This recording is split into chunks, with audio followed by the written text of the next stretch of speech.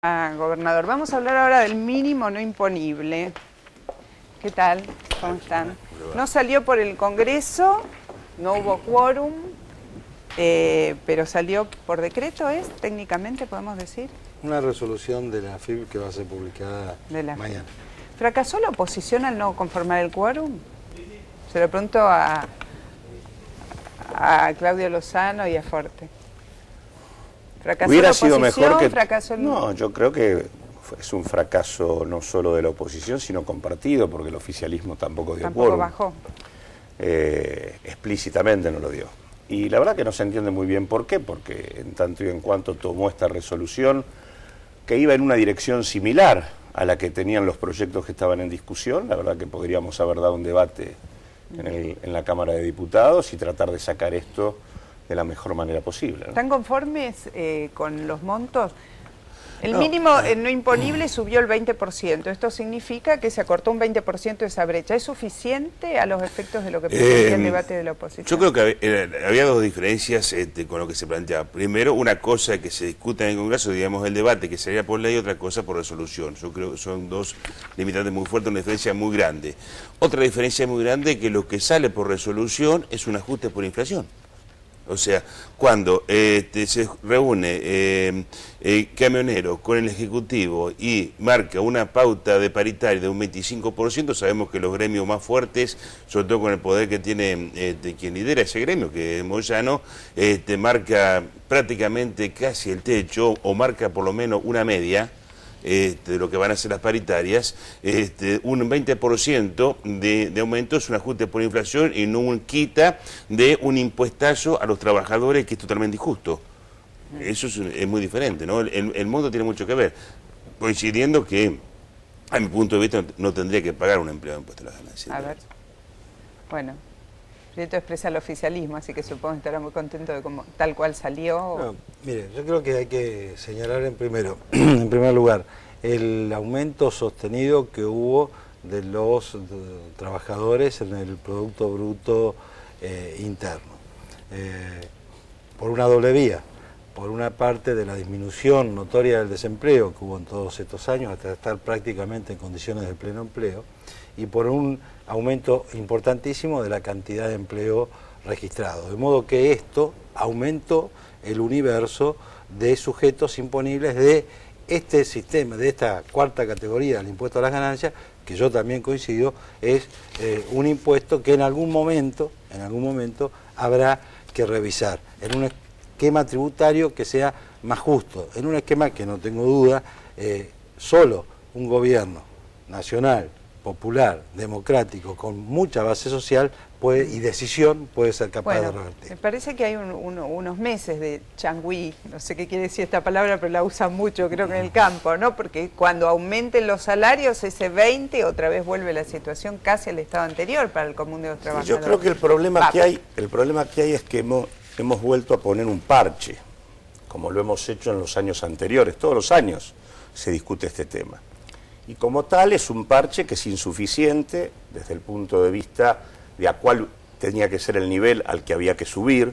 Nosotros en el proyecto que presentábamos en diputados estábamos diciendo que había que respetar una relación fija entre el valor de la canasta familiar y el valor del mínimo no imponible.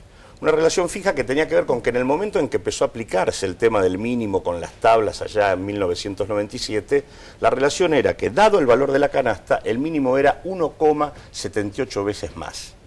Si hoy la canasta familiar, de acuerdo a la encuesta de gasto de los hogares, está en torno a 5.200 pesos, eso implica que el mínimo para el casado con 2 hijos no podía bajar de 9.300. Este es el primer tema. Segundo, que si uno lo establece en relación con la canasta, cada vez que se puede la canasta, se actualiza el mínimo y no hay que estar discutiendo todos los años lo mismo.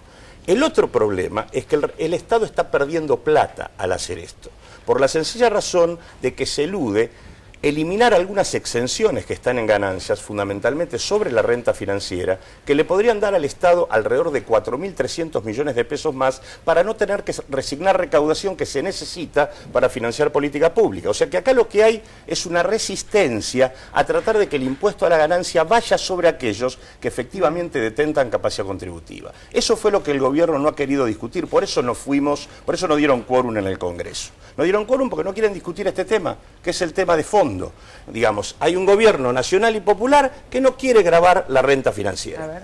Mire, sobre el quórum, que no es de esta sesión, sino de todo el año pasado y probablemente en lo que resta de este año legislativo. ¿Que no van a dar quórum? No.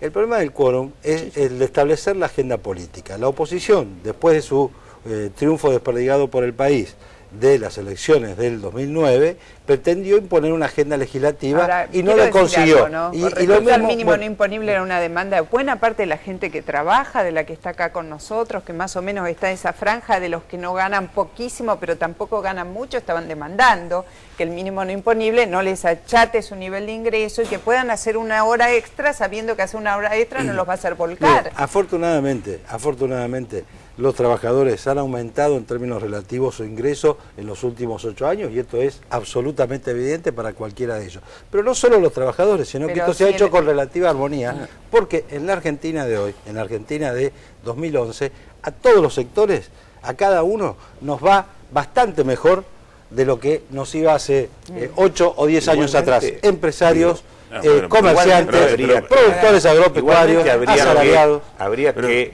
morigerar un poco este tema de que esta es una cuestión del conjunto de los trabajadores, ¿no? Los que están involucrados acá, los que están por eso, son los trabajadores de más altos ingresos. Estamos hablando de 1.200.000, 1,5 millones de trabajadores sobre una fuerza laboral de cerca de 16 millones. Una Argentina que tiene un 30% de la gente por debajo de la línea de pobreza es porque tiene una cantidad muy grande de trabajadores que ganan muy mal. La gran mayoría gana muy mal y por eso hay tantos pobres, no por otra cosa. ¿No? Digamos también que es un nivel de ingresos que incentiva a seguir trabajando, a esmerarse, a hacer horas extras y a estar en blanco. No, por si supuesto, el hecho de ganar un poquito más me va a estigmatizar y pagar eso es lo que hay que corregir, lo que hay que pelear, y hay que grabar a la renta financiera para no perder recursos. Lo que digo es no digamos que esto es el problema de los trabajadores, porque es el problema de los sectores medios y de los trabajadores de más altos ingresos. ¿Hacia dónde vamos cuando queremos igualar para arriba o queremos hacer una escala social ascendente, cuando claramente estamos en una escala social descendente? Se está hablando, por empezar, vamos a ver algo. No estamos comparando la actualidad ahora con una de las peores etapas que pasó económicamente en la Argentina desde que se recuperó la democracia, ¿no? Bueno, ahora, no vamos a comparar con otra época. Bueno, sí, podemos comparar con otras épocas, pero yo quiero hacer una comparación. Acá estamos sufriendo el efecto Chicago. Si Chicago se llega a resfriar, acá nos morimos de pulmonía. O sea, yo recuerdo que la soja valía en el 2000 $120, ahora vale 500. La cuota Hilton valía $60, vale $60.000, vale $14.000. Pongamos los valores internacionales a esa época, sin defender esa época porque fue muy mala, sin defenderlo porque, o sea, nos hacemos cargo de nuestras responsabilidades y está obviamente que no iba a haber el desarrollo que hay, el crecimiento, falta el desarrollo. O sea, es una mentira que hay una igualdad social. Hay una desigualdad social escandalosa, los que más tienen cada vez ganan más. Y un gobierno que se dice nacional y popular y democrático, resulta que es nacional y popular y democrático, pero vete al Congreso, ante el riesgo de perder una elección, no da quórum. Eso, o sea, eso no tiene mucho democrático. Y nacional y popular, cuando a los docentes y jubilados capas medias le cobran impuestos a las ganancias y a los capas bajas le veta el 82% móvil, cuando tienen que hacer una presión escandalosa para entrar en el régimen de paritaria, cuando el empleo en negro sigue en el margen del 40%, entonces la verdad es que nosotros... Cuando se habiliten las paritarias va a haber que ver muy bien qué niveles de incremento tienen los salarios para no quedar otra vez atrapados por un mínimo no imponible mucha gente, ¿no? Seguimos demorando el tema, un tema que es el tema de la reforma impositiva. En la Argentina se han dado condiciones de manual para poder avanzar en esto, y eso hace que estemos en una Argentina que es casi el mundo del revés. O sea, por un lado, el impuesto a las ganancias, que normalmente en cualquier país está diseñado para capturar a aquellos que tienen mayor capacidad contributiva, resulta que en nuestro país son las franjas medias o los trabajadores de más altos ingresos los que aportan una parte sustantiva de la recaudación. Bueno, es un debate que se abre y que vamos a retomar en cualquier momento. Cuando empiecen a incrementarse los salarios va... Por eso es un parche, vamos a volver a discutirlo de vuelta. Bueno, la renta financiera está haciendo fortuna y nadie la toca. Bueno, ahora yo quiero decir algo, ¿no?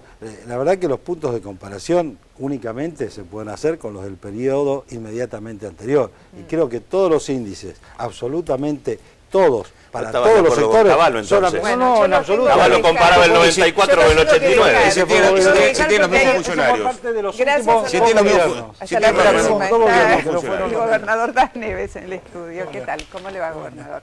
¿Cómo está usted? Muy bien. Buenas noches. Buenas noches. Bueno, ¿cómo están las cosas en Chubut a esta hora? ¿Usted considera que ya hay gobernador?